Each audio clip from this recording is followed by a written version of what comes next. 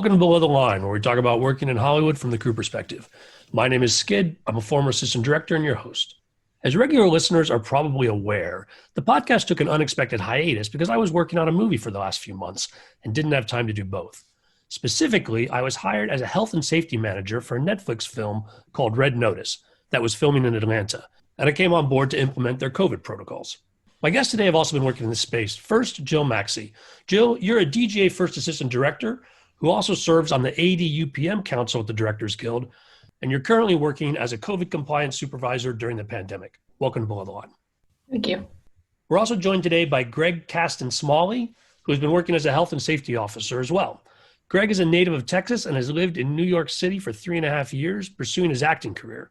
He is also an acute care nurse practitioner with a background in ICU, cath lab, surgery, internal medicine, and urgent care. Greg, welcome. Thank you. All right, so no spoilers today for specific shows, but we are going to dive into the protocols that are enabling filming to resume. Let's start by talking about the development of these protocols. By mid-March, production across the board had essentially come to a halt. What were each of you doing at that time? Hiding in my house. I was working. When the shutdown actually happened, I was, we were in the midst of, pilot season here, what we call it in New York, and everything shut down, and I kind of went back into the hospital full time and took a frontline assignment as they deployed nurses from all over the country here. And for 41 days straight, I was in a hotel being bused to hard hit locations and treating COVID patients. That's what I was doing. That's great. I was hiding too. Yeah. Jill, were you working when things started to close? No, I was on a NBC job, Council of Dads, in February, right when COVID started kind of approaching. And I was learning a lot about Wuhan and studying what was happening there as just a parent and a human being, just watching the hospitals being built. And I had just watched the Bill Gates pandemic documentary on Netflix, I think. And I was getting interested in it because we were planning on shutting down, but then we finished and then we went our ways. Now, nobody really knew how long it was going to be or what the issues were, but obviously the writing was on the wall that this was going to be more serious than the couple of weeks break that many of us thought when it first started. By the time June rolls around, some productions are filming what they can under quarantine conditions, but also the unions are getting together and figuring out how to do this safely. And that's when they put out the Safe Way Forward, based on medical expertise about what conditions might make filming possible going forward. And things are starting to come together. What were your guys' thoughts when that happened? Tell you, I was on the AD/UPM Council. I heard a lot about the papers coming forward. I wasn't involved in the papers, but I in the meetings we were discussing them and how the unions were involved. The testing scenarios that they were placing forward were very challenging because they weren't in place at all, the testing ability at that time in Hollywood. So when the requirements came out, we had to do safety plans for the unions, and those had to be approved. And then they had to make sure that the testing plans were in place, and then getting the testing facilities to come out to your location to shoot in July was very sketchy. Yeah, and I was at that point, I had left the hospitals and went to testing. We were doing testing, remote testing and education basically at that point in June. And I was speaking back and forth with my manager at the time. And things were just kind of uncertain. No auditions were coming through, of course. And so we were just kind of holding. So I wasn't much aware of what they were doing at that time. I was mainly focused on what we were doing with testing ourselves here in New York. And so, Greg, let me follow up with you then. How did you end up working again on film or television? Well, in July, my manager actually passed away. And I'm at the beginning of my career here, and you're at that crossroad situation where it's precarious what's going on in the industry. You really don't, you kind of feel like you're left on the street. You're like, where do I go? What do I do? And I had another actress friend of mine who's she's an RN, and she had started working with this company doing COVID compliance. And the thing that it was basically both of our passions meeting for the first time. And mainly I've spent my last part of my career working as a healthcare provider in the operating room. And infection control and viruses, bacteria, all that type of things are second nature to us because if we deal with it every day. And so, and she's an OR nurse as well. And so we just kind of, she was doing it and I went ahead and I was like, okay, well, let's give this a try. And so I kind of got into it that way. I had an interview and just full speed ahead. Now, Jill, you have been working in this space as well. And in fact, you have a website and have brought together several resources helping productions navigate this space. Can you tell me a little more about that? Sure. In July, I started working on commercials with a company in Los Angeles called Saniset. They were doing PPE and beginning the testing. And at that time, I decided that I should form a company because there was nobody out there in Los Angeles who was able to train other people to do this position. I received some training for COVID compliance out of the UK. It was very beginning, very just rudimentary. And so I formed a company called COVID-19 Compliance Services. And I began to train other assistant directors because I felt like the ADs were right in line with, they didn't have medical knowledge, but if we could hire an epidemiologist to advise us, we could manage the crew. And then I wound up coordinating with Emily Gurley, and she's the epidemiologist with Johns Hopkins University who does the contact tracing course through them. She became my consultant, and she looked at my safety plans and guided me on what to do on set and everything. And so I now have about 20, 30 people that I farm out to different jobs currently. For myself, the way things developed, just while we're doing origin stories, is that when the pandemic hit and things started to shut down, again, regular listeners will know the podcast pivoted quite a bit to cover these issues and how they were affecting the industry in real time. And so I started paying attention and staying in close contact with folks who are working in this space. And then somewhat coincidentally, when they started talking about the challenges of coming back together, I threw my name out there just as something I could possibly consider doing. Some old folks that I had worked with in the past wanted someone to come on board for Red Notice on Netflix. And I happen to know a bunch of people involved. And so since my regular consulting work was drying up with the economic downturn as well, like as many of you guys have alluded, there just wasn't a lot of work going on. I was available. And so they brought me in, did some planning for about a month virtually before going down to Atlanta to join with the actual setup. What I think was unique, I won't say unique, but where my movie was in an interesting place was that they were halfway done before the shutdown. And now it was an idea, well, how do we get the other half done to follow up on our investment? And so they had the wherewithal and the interest in investing further, basically to see that things to get done. But I think where this leads to is at this time, yes, there's guidance out there. The Safe Way Forward had come out, but the production studios are still deciding for themselves how they're going to implement this on the ground. They're designing their own systems, how it's going to work here and there. And I think as I've asked around, and it's probably apparent to you guys as well, there were a lot of differences in how this was being done. Did you guys have similar experiences during this June to July, August timeframe with production starting to start back up? For me, it was my experience when I actually started on, it was probably at the end of July and right at the beginning of August.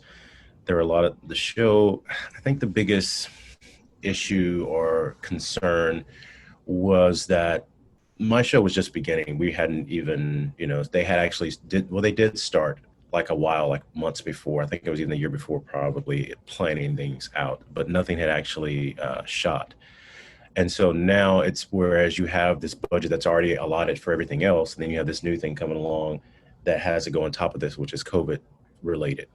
And so the biggest thing, the challenge was of knowing everything that I needed going into this, and I knew the staff that I needed, and trying to, let the production know this is what I need, and them not really understanding and trying to take baby steps into doing those things. And it's like, well, we're 4 weeks in, and now you've given me half of the things I said I needed because you realize that I do. And that was just, and then you move on further, and then you finally have everything you need. And it's been such, a struggle of trying to, bring together these two entities of, healthcare and infection control into production, which those two were, they really weren't ever coinciding in the sense that they were today. And so it was, it was, for me, that was my experience with trying to get things going again, was explaining to productions why we need things and why it's important, and then comparing to other things that were going on. Whereas here in New York, it's different to put on a show here in New York versus putting one in LA, because mostly in LA, I've lived in LA, and everybody, there's cars, you can get places. Where in New York, public transportation is really important, and it is, it's the means of transportation for a lot of people, and it's much more expensive to do things. And, it is New York as well. So it's kind of my experience of getting into it. Well, Jill, how about for you? You mentioned working on commercials in the beginning. What was it like starting out in this space? When I started out on commercials in July, there was no testing going on. We didn't have testing in place. So basically it was, I did a commercial for a university, and I worked with the first assistant director to make sure that we had proper ventilation in the room, that we were working with windows open. The sound department had to kind of like deal with the sound of the wind of the windows being open. So what we would do is we would roll for about 15 minutes based on what my epidemiologist told me. And then we would take everybody out of the room, put the mask back on, and then we'd go in and sanitize. And then we would put a fan in and kind of push the air outside the windows. And then the second commercial I had, I won't even tell you what it was, but we had a tester show up with rapid test kits in the back of his trunk, and he had no PPE on. He had just a surgical mask with an N95 underneath, and then he went into a trailer, and then they're like, "Oh, in 15 minutes we're going to have the results." And the 15 minutes was the first person we tested, and then we had to like go a minute after that, and he didn't even have a face shield on. It was wonky, and I was just like, that is it. I'm never doing this again. And after that, we didn't do it that way. We had a PCR test that we sent people to, clinics, and we never did anything out of a car. In fact, that guy the second day called me up and said, "Jill, I've tested positive for COVID. I can't conduct the testing for your crew today." Oh, man. So I'm like, what the beep? And I'm like, okay, we're putting everybody to the nearest clinic, and we scramble. We got them into an urgent care, which is not even good either, because you could potentially have COVID patients waiting in the waiting room. So we don't do that anymore. But that's what it was like in July.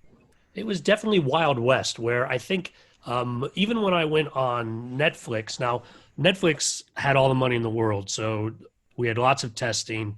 We had lots of people to hire. We were starting out with just the construction folks and sort of getting our system in place. And we had bought out a lot there in Atlanta where we were the only folks on the grounds, but learning all the protocols and how do we control that, we had to make up from scratch.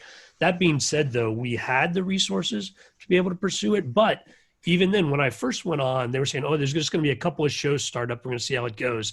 But very quickly, I think the competition to start up made people start to really push forward. And I think studios across the board, not that everything went back online, but people were really, really getting out ahead of themselves, I think, as far as the number of folks that wanted to film all at once. And I got very busy very fast. Jill, did you see that kind of growth with your company as far as people coming to you? I got really busy in August. I had to hire a couple people to help me. And the one thing that I was doing in August was the safety planning for commercials. Commercials were the only thing in Los Angeles that were going. There were very little TV shows.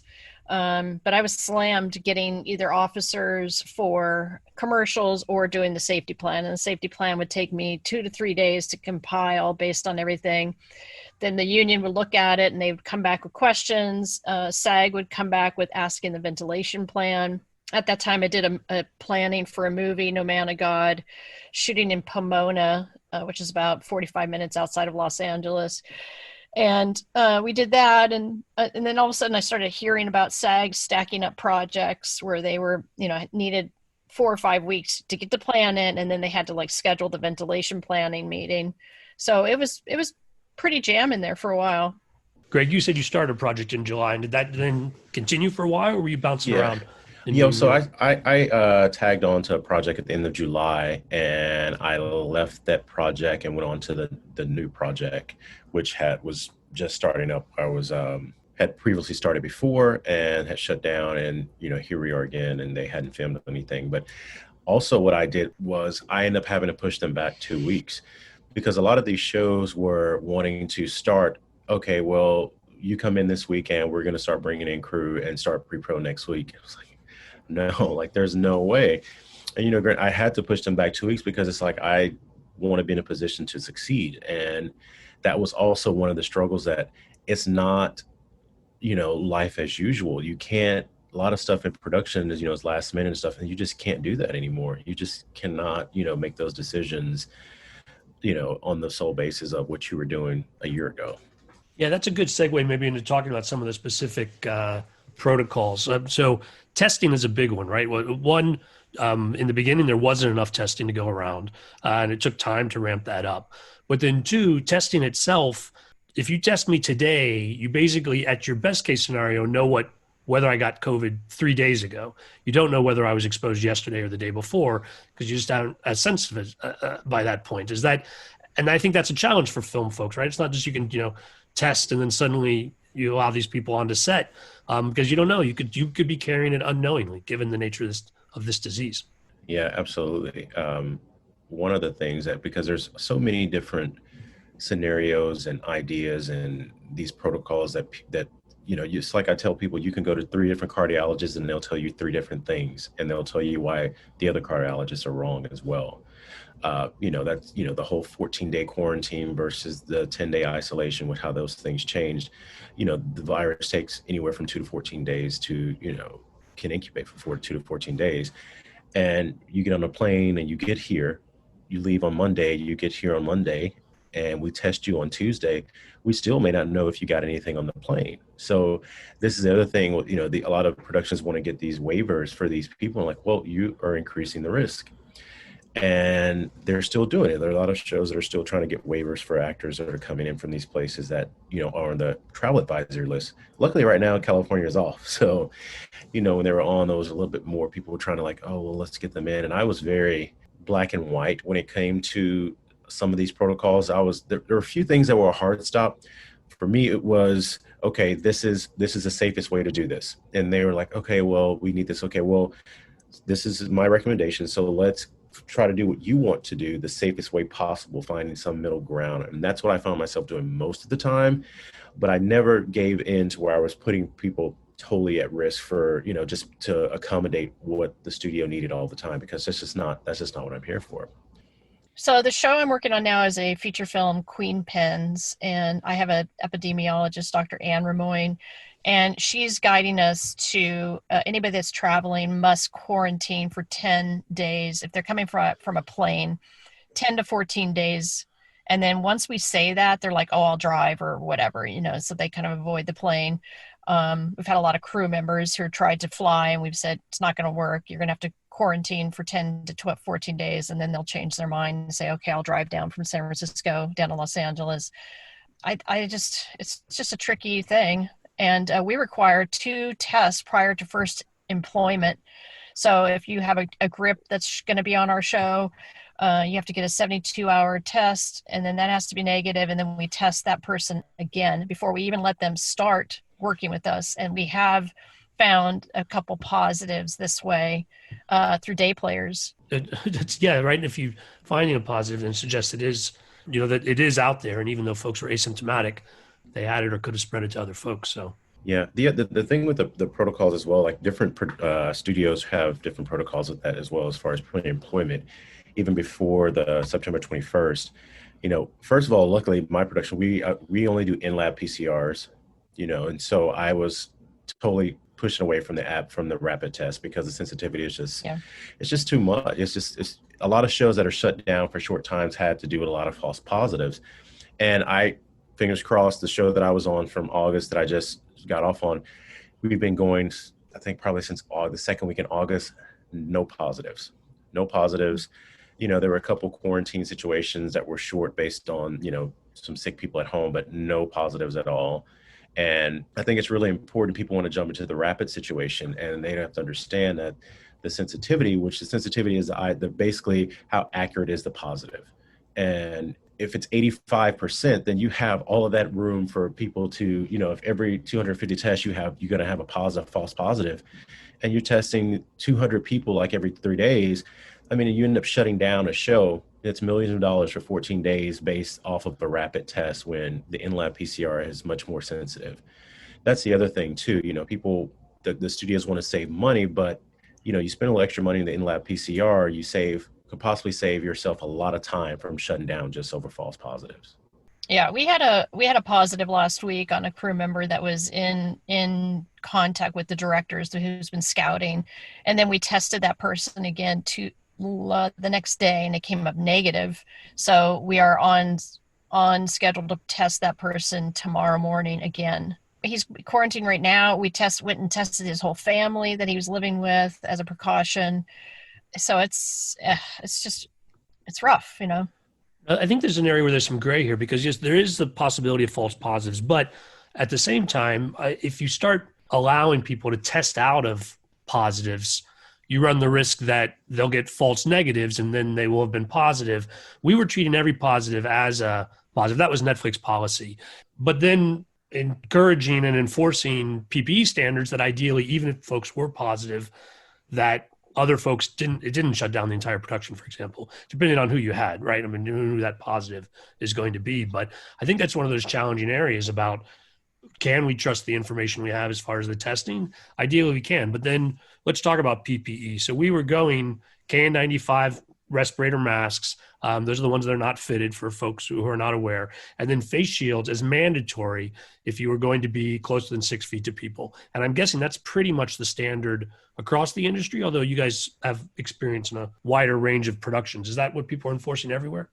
I don't know if it's everywhere, but on our show on Queen Pens, we are enforcing a KN95 mask with a face shield or safety glasses, really tight fitting safety glasses. We do surgical masks only if the person has a face shield on, and we don't let anybody be close to another within 6 feet. We don't eat together. We don't break for lunch together. We stay completely apart. We eat in our cars. So that way, when we did have a positive, we were able to contact trace and say, hey, that person was near the directors, but not anywhere 6 feet and never had the PP off. Yeah, and that's what I tell people when I would train people doing my COVID training or via Zoom, is like I always refer back to being on the front line for 41 days when I was basically supervising multiple RNs, that none of my nurses ever tested positive for COVID, and we were working directly in COVID units. And I would explain that to say that PPE does make a difference. It will save you. Granted, we're on the film sets, we're not in this acute COVID care situation, but different shows have different requirements. Like we have facial options and we have safety glasses as well. We have 3 different masks that are available. Get into how the zone situation is, but everybody either wears a surgical mask or this cloth mask that's provided by the studio, but there's a filter you can place inside the mask. I always prefer to wear the surgical mask. Now, our people that are on set, which is our Zone A people, KN95 masks are required, because at the end of the day, like even if somebody gets quarantined, for me as a healthcare provider, is like my main goal is trying to save your life. So where even if somebody tests positive around you and you're in contact with them, likely you won't end up in a hospital on a ventilator because you were still wearing appropriate PPE. You're just at home with no, you're not positive at all. You're just waiting till the quarantine's over. So, and it's hard to get that through to a lot of people that are not, that haven't worked in the healthcare industry, but, people are getting more adept to actually understanding what that is. And for me, I know that it's like my first idea when we were doing our test shoot was it's a lifesaver for me. And I think that's a great person as an advocate on set, which, for me, they're the general on set, but my first AD, Katie Carroll, was there. She was, we had a communication system where if something wasn't right, I'd send her a text or I'd send her right next to her and I'd say to her, and she would address that, and it is very important if your first AD is on board with everything, that's just so important. And I didn't have a problem with that. I was lucky to have that. So I don't know how other HSOs or COVID compliance officers are experiencing that on their sets with their first ADs, because sometimes you get on set and people just go rogue and they go back to what they were doing a year ago. I really believe that the COVID compliance supervisor has to be somebody that understands production, because you have to be able to get in people's face and say, hey, you can't do that. And I hear of shows where there have people that don't have any on-set production experience and don't know how to talk to these people, that are just, the ADs are not listening to them, and they're just going and doing what they need to do to roll the cameras. When I say to somebody, hey, you need to put the first AC around the corners so that they're not in direct, anywhere close to the viral load, the actor takes the mask off, and I know how far you can pull focus around the corner. I know you can do it, so just do it. And if you had somebody that did not know film production, they'd be like, I don't know where you're supposed to be. Like, I saw a picture of a sound mixer this past week inside the set, within the airspace of where the actors were taking off a mask, and she didn't have a face shield on. So, it's just like, I think you really need people like myself who are ADs or medical people that have worked as medics on set to do these jobs. Yeah, I think that's the future too. It's moving forward, is that the first ADs or second ADs are going to be in these supervisor positions when it comes to COVID compliance. And I think that's really going to be a benefit to the production and the director as well. I think for it to work successfully, you really do need a collaboration between someone who can manage the logistics and understand the impact on set, but also that there is that medical expertise. On Red Notice, I had a traveling RN who'd been working in COVID wards. We were very lucky to find him, Liam Schmucker. He came on board, and then we worked together to figure out how these things are going to work on set. He didn't have any movie experience, but then by the benefit of my background and movie experience, we were able to design protocols and enforcement of protocols in a way that did not slow down filming, ideally. But I think the challenge is, as more and more productions ramp up and say, oh, we want to film as well, and there is no union around what this work is, I fear this is a race to the bottom as far as the folks doing the job. In other words, lots of folks are out of work. This is an opportunity to come back to work. How do we maintain the standards of expertise that does keep everybody safe on set?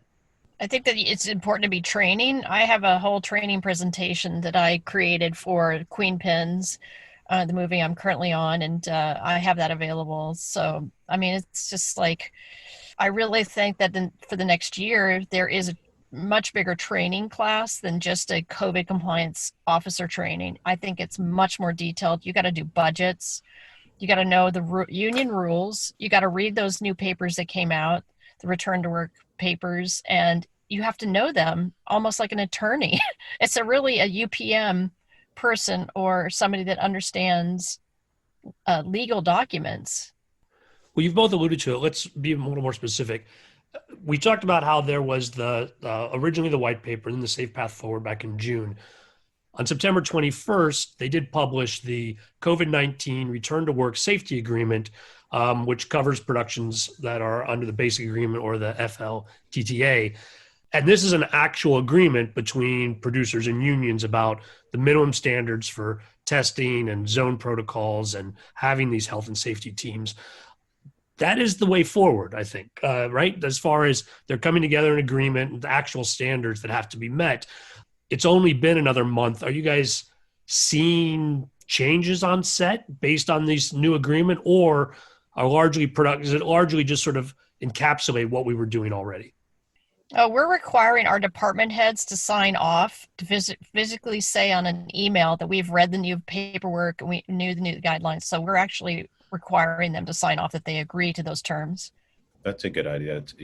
Part of the thing that I was running into even before that is that when it came to anything COVID related, a lot of the departments were hands off, that they didn't want to take any, like I had certain departments that didn't want to, I created this checklist that, that they would have to check off on about whether they had any PPE needs or certain things that were going on, or how was the pod structure, things like that. And I had some departments that didn't even want to sign off on that because their union said they didn't have to sign off on it. I was like, well, everybody, you're the department head. You have to take some responsibility of making sure your people are informed. So that was something that I ran into even before that came out on the 21st. And after that came out on the 21st, I still had situations where if it was COVID related, nobody wanted anything to do with it. That's a COVID team to deal with it. And that was just how it was going on my production, and I think it still is to an extent. Yeah, I send emails to people saying, hey, I want you to use this product to disinfect your props or your wardrobe, and then I get no response back. So I just think that they're not taking the responsibility to understand what they need to do. And then, so I just bought the product. I'm going to give it to them and show them how to use it. And hopefully that'll become a regular piece of business for them. And that's the thing too, Jill. Like I would have, the people not want to respond to work, but as soon as something came up where they were concerned about their health or anything else, or they were immediately trying to come back to you and either put something on you or inquire about things as to basically why we weren't doing something. But that's why, like with our production, we have used two different products that were approved that everybody's using for cleaning their equipment and stuff like that as well. That was, I didn't really want to give people the option. All right, so I'm going to start using Maxcy's HP disinfectant, and it's a 1 minute contact time. It's basically hydrogen peroxide kind of base, and I'm going to be using an atomizer gun or fogging machine, starting on queen pins. It's basically like the fogging that the big fogging companies use, but we're going to use a similar, looks like a Dirty Harry gun, and it sprays using a UV light as well, and it's EPA approved, so we'll see how that goes. But yeah, we have electrostatic sprayers, some people that are spraying high touch surfaces and everything as well. And so some of the departments, set deck and props and wardrobe, they really like to use like the EMIST, these electrostatic sprayer guns, and then there's a little backpack unit as well. Yeah, I'm planning on giving the backpack system to transportation so they could do the honey wagon and the bathrooms in the cast trailers. And they're just like, whatever product, give it to us, we'll do it. So that's great. You guys talk about having challenges on set, and I think there is a tendency to default to your old way of doing business under the pressure of getting filming done.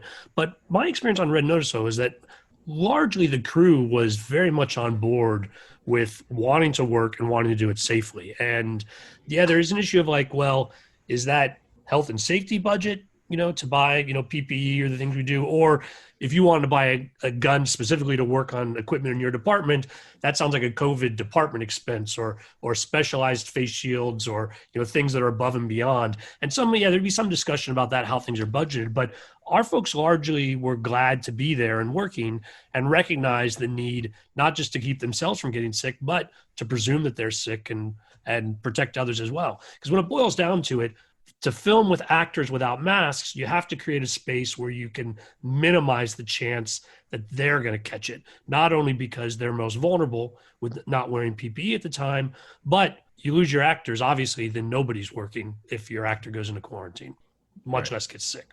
The thing with some of the departments are different. Now, when you're dealing with construction, that can be a different group of people than you're dealing with when it comes to wardrobe. And on the productions that I've worked on, the people that are most diligent and asking a lot of questions or have a lot of concerns are wardrobe. They're the first ones that are, coming to me, asking me different things, or have, and they come out initially as people like to call them, thinking they're going to be the troublemakers, or they're going to get on your nerves. And they turned out to be my favorite department because they were constantly ahead of the game of like, well, what are we going to do about this when we do background thing? And that's part of the thing with COVID, is that you have to plan ahead. And that's means different things for different departments. And people didn't really understand what that actually meant until something happened. I was like, no, we can't do this. You have to plan. But the different departments, they have different personalities, and some people are much more on to doing things right, and some say they want to do things right. And then those are the people you see constantly pulling their masks down and being non-compliant. Well, let's talk some more about the protocols that have been solidified by the agreement now. So it set up standards for testing. It also set up these health and safety teams, or actual teams.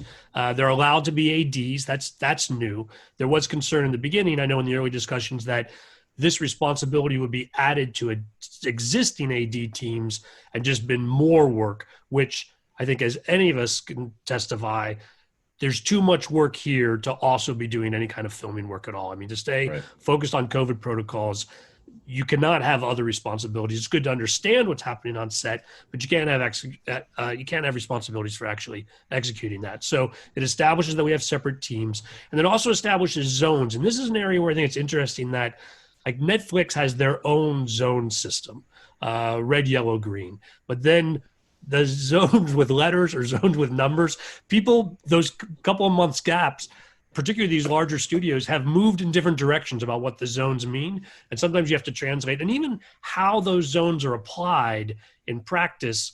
I think there's a general principle that's captured, but it can be a little different set to set. Yeah, I just followed the paperwork from the guidelines. My sets say on my paperwork and my training slides, they say A, B, C, and D. And then they say, but A is in red, B is in yellow, and C is in green, and then D is purple or whatever. So I just incorporated their language, but then I followed the Netflix design, which I think is great. Red, yellow, green. That makes sense to everybody. In our production, we initially, with the Safe Way Forward, we were doing, Zone A and Zone B, and Zone C was considered, when you're at home doing anything, or not at the studio. And then when they came out C and D, the way our production worked, like, most of our people are still Zone A and Zone B. The Zone C people, shoppers and stuff that may not, and I would just, on the err on the side of caution, anybody that, if you're interacting with anybody in Zone B, there's no, especially on a daily basis in our building, they're not Zone C. But so most of our people are Zone A and Zone B. For us, Zone A was red and Zone B was blue at the beginning. It's actually still that way right now. If that's, if that changes. But that's basically how we're focusing on our production. Zone A and Zone B are the main situation. There's not many people that are even in our Zone C. The people that are in our building, like facility people at the studio, they're getting tested as well. We have them been tested, but there's multiple productions in the whole actual studio. So the good thing to do is that, for, like, I spoke with the HSO on that to see kind of what their protocols were, and we kind of collaborated and figure out what's going on both of our sets, and figure out, what's, because, you have sometimes your crew is kind of, you don't want them mingling with that crew, or people coming into your area, and people have become very protective of their area they're working in, and they see people without a wristband on, not wearing a mask. They're like, what are you doing here? You're not supposed to be here, which is, great. Well, it's helpful if everybody is paying attention to the protocols, rather than having just 2 or 3 people or 10 people or even 100 people who are trying to police it. I don't think it's possible to police it in full. We really have to have, everyone's got to be on board with what the standards are. Yeah, we have maps that are being made by the location department, and I approve those maps. And we designate where the A zone is. We cone it off, and they have their own bathrooms, and that way we funnel the crew, the A zone crew, and the actors into those bathrooms, and then we're going to position a PA right to can monitor that, and not, and lock it off with like chain, like orange chain that goes from cone to cone. And then on the maps, when we're planning and we have our logistics meetings with the assistant directors, we're going over those zones. So it's very, very clear. And then for me, the C zone is a place to take your mask off. It's 30 yards from the set, away, way, way from the red zone. I've seen maps from New Mexico that had the C right next to the A. I'm like, guys, that's not going to work. We got to keep these people clear. Another cool thing that I saw out of New Mexico is for catering during lunchtime, like the old-fashioned TV trays that used to sit with and watch TV. We're taking those little TV trays, putting those outside, and putting umbrellas over the top of those, and then coordinating off the lunch area so that no one's inside, and that everybody has their own little umbrella to sit under. They get their food and they sit at their little table, and then the COVID team comes in, cleans those, and then the next group of people comes in. That's a good, that's part of our problem too. Like, how if we're on a sound stage, like, we don't have a lot of space compared to do a lot of those things. And so we've been kind of struggling to kind of make things work out, even with the lunch situation and putting a tent out in, New York, where we were subject to weather and snow and different things like that. So that's kind of the challenge as well, because I wanted to have separate bathrooms for Zone A, but you're in the studio, there's only a set of bathrooms in the hallway, you have bathrooms upstairs, and then you have the bathrooms inside the shops. And so it was very difficult to, to kind of separate these zone bathrooms, versus like, okay, let's bring in these bathroom trailers. So that's been a struggle for, like, people that are on these sound stages, and some of these sound stages aren't really designed well. You go into them, you're like, well, I don't understand how they thought this was a good idea, but Anyway, Even before COVID. Are you guys It using was- Are you guys using air scrubbers? Are you yeah, using air scrub? yeah, we have a lot of the HEPA filters. Yeah, and they're bringing 25% outside air for our HVAC system. Yeah. Okay, good.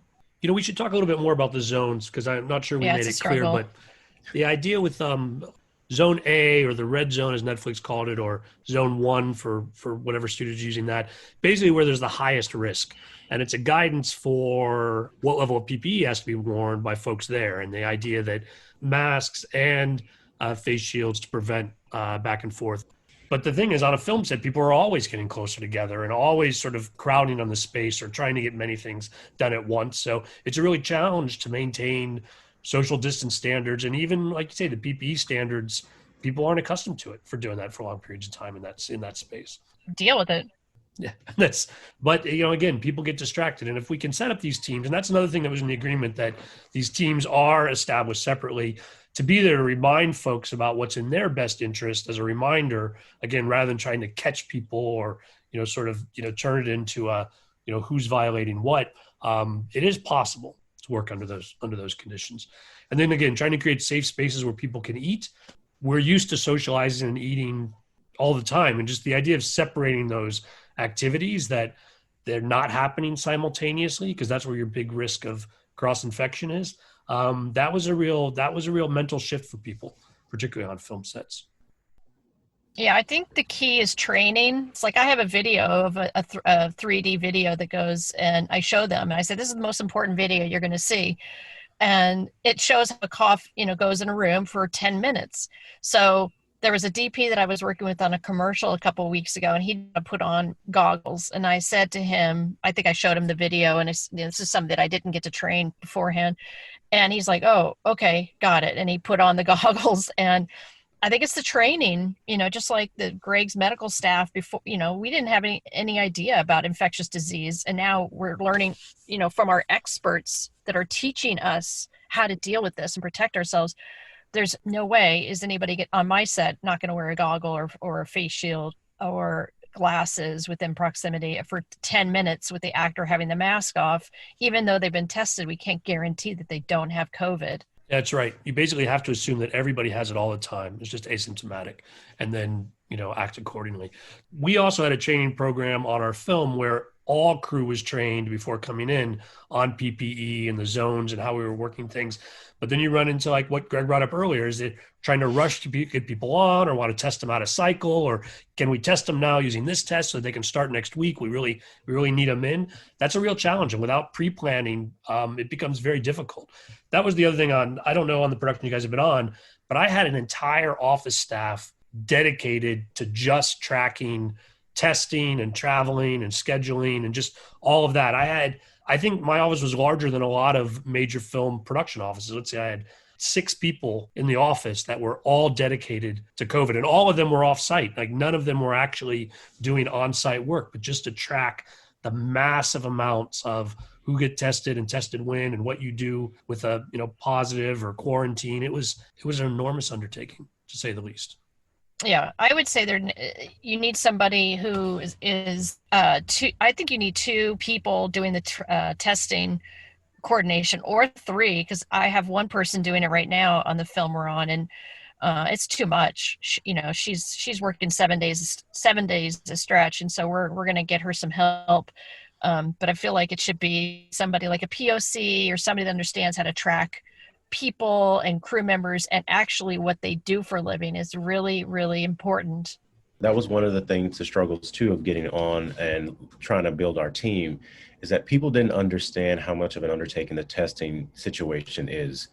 And initially when I went on, it was me, and I had an HSM under me, and we were doing everything to start. And that testing situation, people will call and try to have things scheduled the day before. And I was like, they were thinking we're available 24 hours a day. And, now after starting in August and up until now they just said, okay, we want to give you guys a PA to assist with your testing admin. Oh, okay. Well, because initially they were like, okay, you have one of the biggest teams in the country, where there was, I think, 9 of us. And now it was explained like, okay, well, now we've been talking to some of our people, and you guys have one of the smaller teams here, especially in New York. It's like, well, Okay. Either way, like that's the thing of not understanding the production, not understanding how much things actually take, and understanding how much of an undertaking the whole COVID situation is. Yeah, it's a learning experience for sure. And then you go into productions and they're like, oh, you don't need that many people. And I think we just have to put our foot down and say, this is what we require. If you want us to do this job, we require this many people to do 2 to 3 people managing the testing. Because you could be testing 300 to 500 people, depending on where you are. And I hear nightmare stories of people quitting all the time in these roles. I understand. It's like, I would say it's equated to like a football coach or a manager of a football team where you have hundreds of people coming in and out and quarantining and isolating. It's just a lot. Yeah, our team on Red Notice, I think we had 60 full-time folks. We had a whole additional staff of rotating people that were handling our temperature checks and paramedics to do that at a gate, maintain our zone area. If there was any challenge, it was the construction scheduling was very, very much on top of the filming scheduling and trying to maintain different zones for different people and keep everyone safe at the same time. We were also running a sequester where our red zone folks were all in hotels we had bought out and we're only traveling back and forth to set. And so trying to maintain those zones both on the lot and then separate from the lot. And so quite a bit of that. And that didn't include our vendors, our decon vendors or our some of our hygiene vendors. That was on top of that as well, as far as the team of what we were putting together. But that brings up a big challenge. Like Netflix has a lot of money and is invested in this movie and can afford to say, okay, let's try it like this. But in some ways we were the victims of our own success, because as we started to film, as more and more productions stood up, the PAs we were training to be monitors, they would go because they wanted to do PA work, which is actually what they're doing in the business. Like in the beginning, when there weren't a lot of folks, we could find the staff, but then once shows started ramping up, it got harder and harder to find folks that wanted to commit to this work, because it was a grind, to your point, Jill, and people were quitting all the time. I'm trying to assemble about 20 people because I know they're not going to want to work and do this job. They're going to want to do other PA work, and it's a dirty job. You got to go in, clean high touch areas. You got to go clean prep and wherever the company's moving to next. You have to clean the bathrooms. Yeah, and that was part of my thing too, because I had a couple of people, like I had 2 PAs that moved on to something else, and it was a question from production one time, well, why are these people leaving? I'm like, you guys do understand, like, I have a PA here who has a degree in film. You think they're going to want to scrub toilets for the rest of, like people, and my idea was like, I want to get a bunch of like part-time PAs in here so there's not this constant turnover. And it still wasn't understanding, like, this is normal. These people are not going to want, these are college graduates with these degrees that want to focus in film or do other things.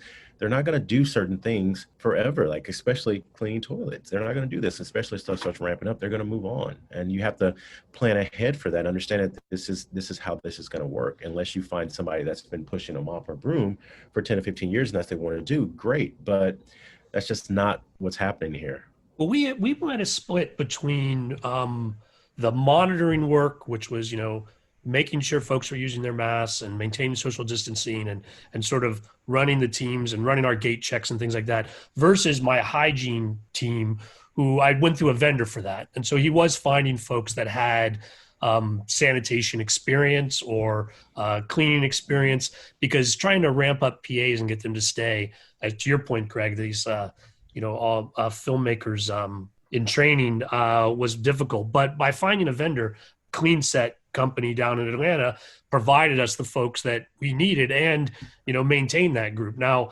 in general, finding folks who do that work and then are just ramping up to add the extra protocols around COVID, I thought was easier than training production assistants from scratch. Although, Jill, maybe if you find the right group of folks, maybe you'll have more success with that. And Jill, it's when you mentioned that we actually were using, there's a company I work with called Micron Disinfection, and they were consulting or having people, because I was like, I need people that are janitors to do these things, and they were getting people from Saniset, actually.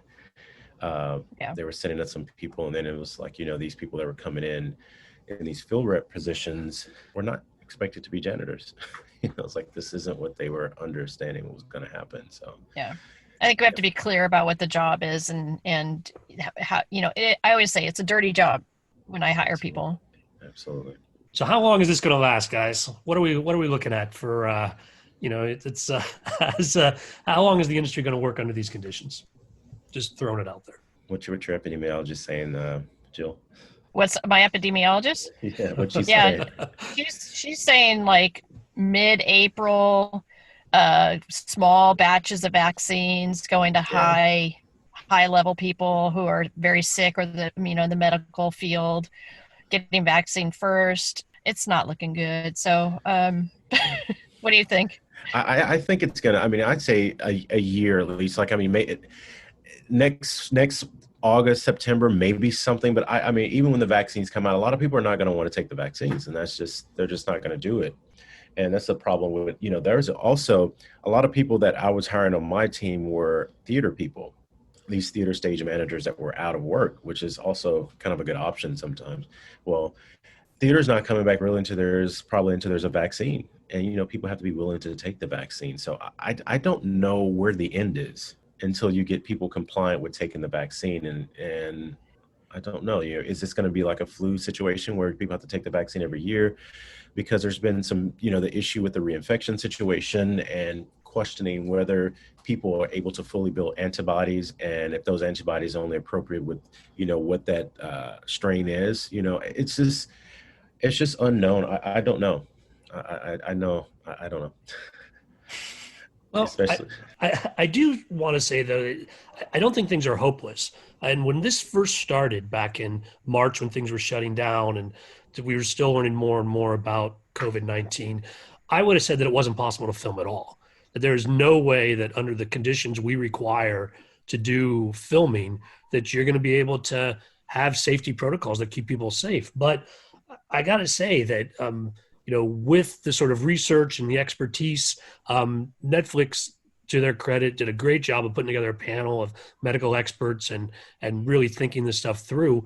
I do think it's possible. And in the end, I think we were comfortable with the filming we were doing on Red Notice. And in fact, you were a lot safer on set with us than you probably were out in real life elsewhere in Atlanta, Georgia, for sure. So I think that there's progress on that. Yeah, I definitely think there's progress, and I definitely think that there's hope. And I also tell people, it was like, if you guys are following the protocols now, like, because people are concerned about, because I have different information about COVID, and there's this really good poster that I have up in many places throughout the studio, where you have the signs and symptoms of COVID, then you have COVID versus the flu, then you have the cold versus allergies and different things. Is that when you get into flu season and those lines get blurred and people are not sure what this is or what's going on, it's like, if you're following these guidelines, you should also are less likely to get the flu if you're wearing your mask and you're doing hand hygiene, and so you should be in a safer situation. But when people they get in these safe places, and then they let their guard down, they're like, oh, they get a little lax, and they just start falling back into the pre-COVID norms. Yeah, and I always tell people, have you gotten a cold in the last 6 months? And they're like, no. It's because you've been wearing a mask. Right. Right. I like that, Jill. We're in a war. Yeah. It is. I feel that way because I'm so passionate about people's health and being safe, and people people got jaded with the whole quarantine and doing it, and they want to stop and go out and live their lives. I'm like, well, you can live your life, but I always tell people in the trainings, like, I'm looking out for the person who's most at risk.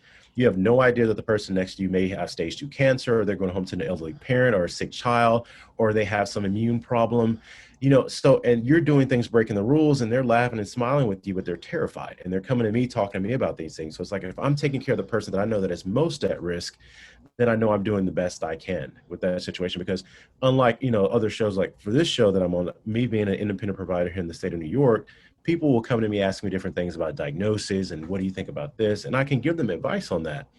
And it's just really important for people to have that culture of vigilance, of being responsible for themselves and understanding that their actions affect the person next to them. What's next for you guys then? Well, I'm starting to go on auditions here, and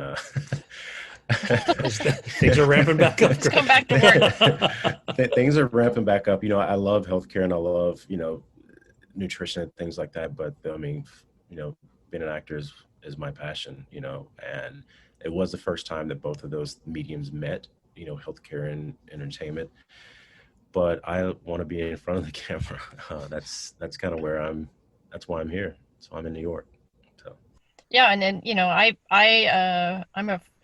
I was on track to become a director. I was already directing as an AD. I was moving into directing, and you can see my credits. I was like slowly getting there, and then this happened. I had to take a step back.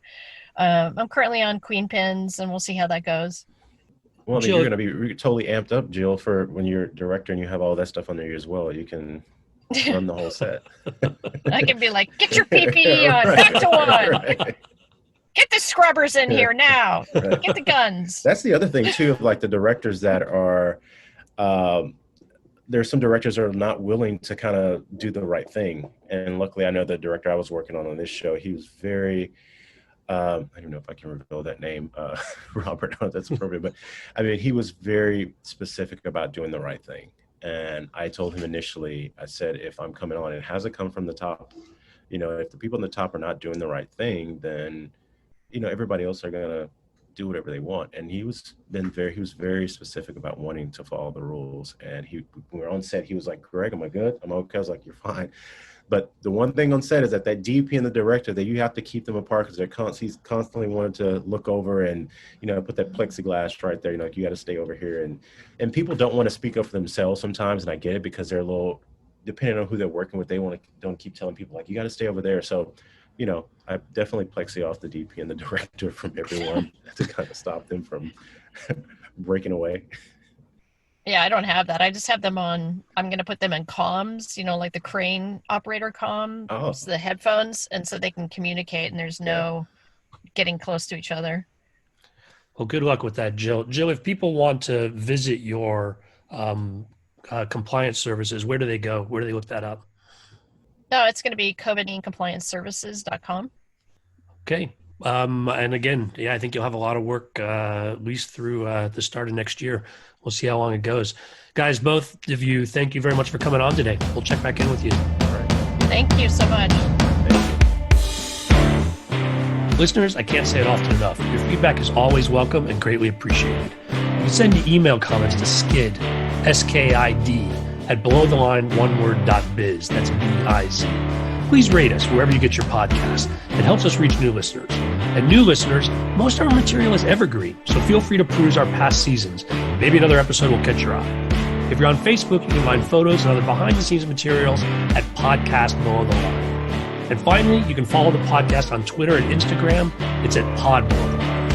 Thanks to Curtis Five for our music and John Wan for our logo. The logo is available on t-shirts, mugs, and stickers at redbubble.com.